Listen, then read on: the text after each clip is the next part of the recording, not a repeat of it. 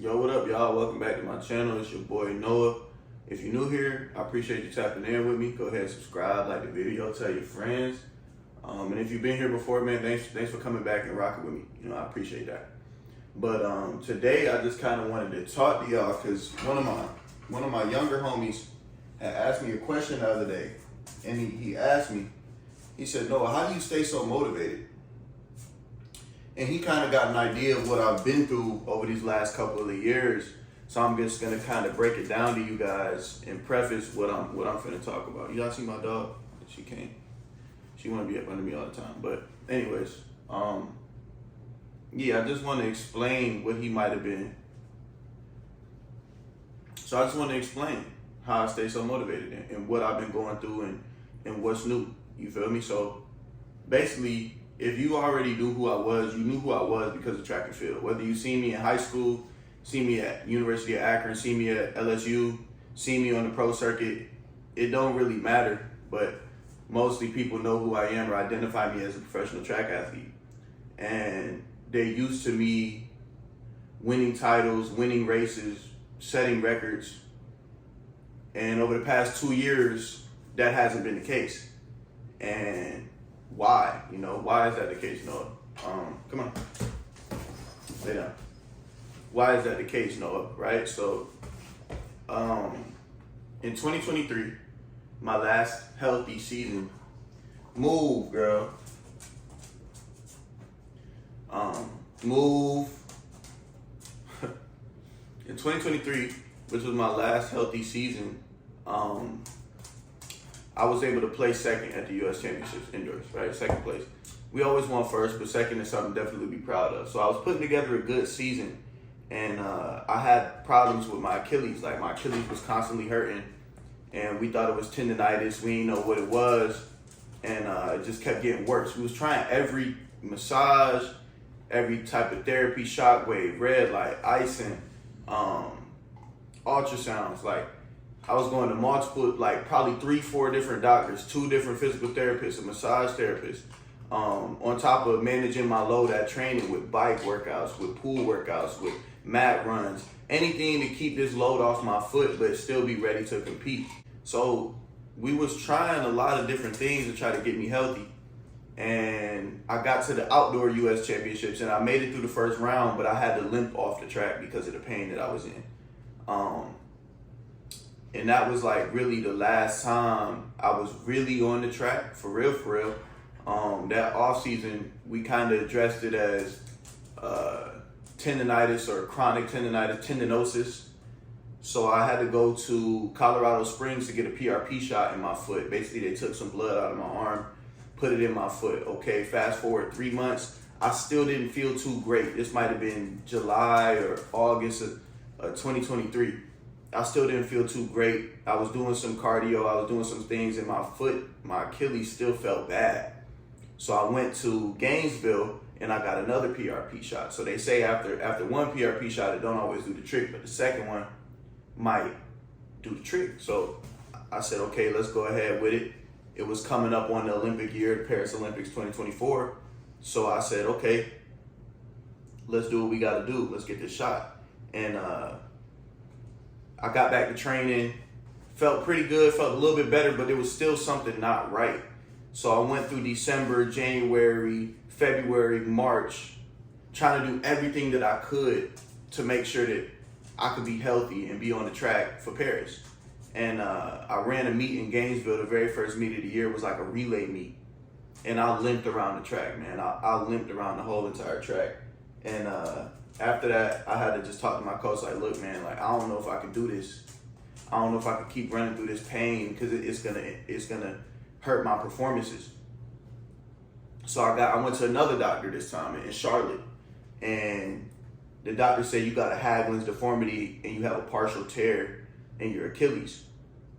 So that kind of, you know, it put a little fear in me, put a little pain in my heart.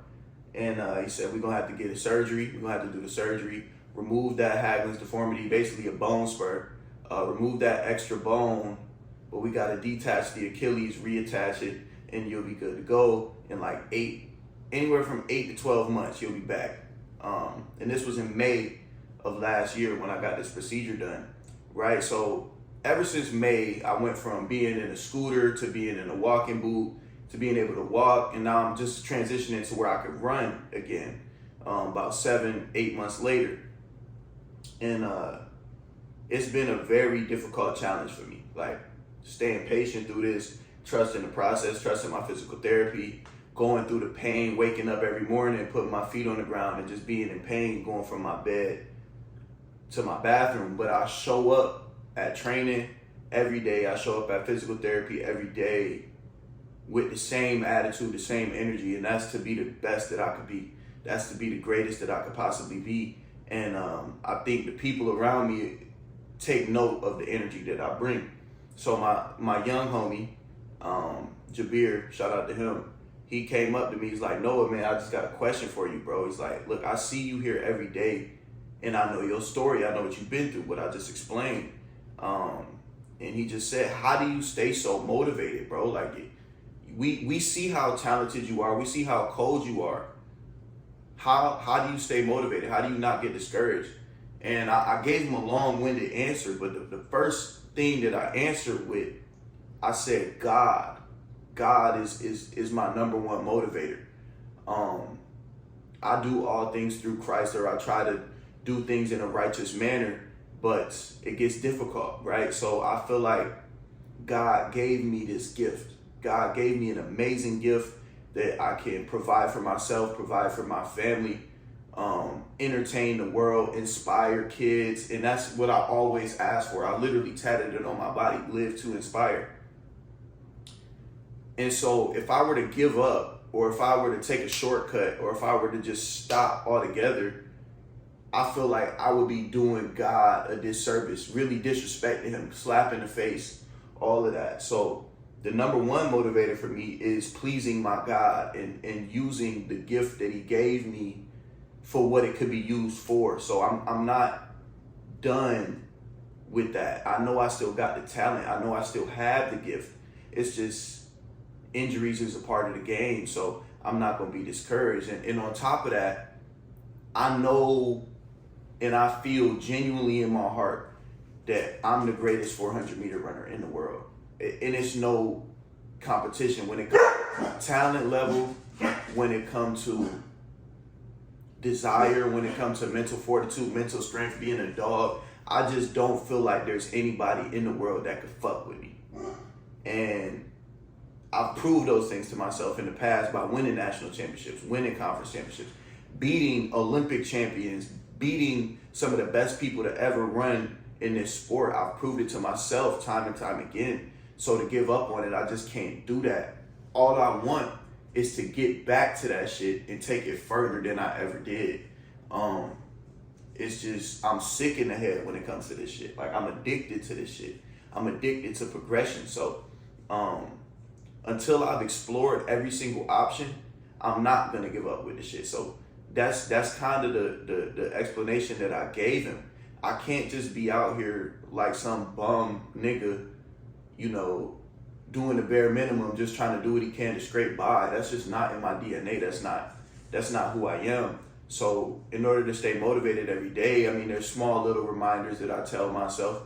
There's small little outliers and life influences that make me go harder, right? Like a woman, a good woman, a beautiful woman, a hardworking woman is a lot of motivation for a man. It's a lot of motivation for me. When I see a woman on her shit and she beautiful, she look good, she got it together, she got it going on, that's a little bit added motivation for me. When I go back to my city, Rochester, New York, y'all know what it is. When I go back to my city and I see how my family living and I see the conditions of the kids and I see how they look up to me, that's all the motivation right there. I gotta go hard and I gotta do this for my city. I look at my pops, I look at my brothers, my sisters, my nieces, my nephews. I'm like, damn, like, they've always looked at me as a light in the family. They always looked at me as the celebrity of the family, as somebody that could make us look good, make us look better. And that's been my motivation. So I draw from all of that shit every day. And it takes damn near all of that shit to get me through every day. You feel me? Like, this shit not easy, bro. No matter what you're doing. But I'm just speaking on my reality. This shit not easy. But I use all of those tools and I use all of those factors in my life to keep going hard, the hardest that I can. And that's my motivation. So that's how I answered that question to him. But I thought that in itself could be beneficial and helpful for you guys, man. It's just like, whatever it is that you're chasing, this dream or this whatever it is that you're chasing, that you're after, man, it's like motivation wavers, bro. Like your motivation is gonna waver, your want to is gonna waver. So you always have to remember that end goal. You always have to remember who you're doing it for. You always have to remember why you're doing it. And adversity gonna come. Hard times gonna come. Trials and tribulations gonna come, man. But I try to stay close to my Bible, and I read the book of Job. And Job was one of God's greatest servants. He was one of the greatest men in the world at the time, maybe ever. And the devil took everything away from him. Took his wife, took his kids, took his family, took his friends, took his health, took his land, took his cattle, took his money, everything. Job lost everything. He was a handsome man too. He even took away his looks. Boy had boils all over his body, head to toe. But he never strayed away from God's word. He always kept his faith and his trust in God. And that's something that always sticks with my mind. Be more like Job. Be more like Job. Be more like Job. If you guys haven't read the book, go read the book, man. It's incredible.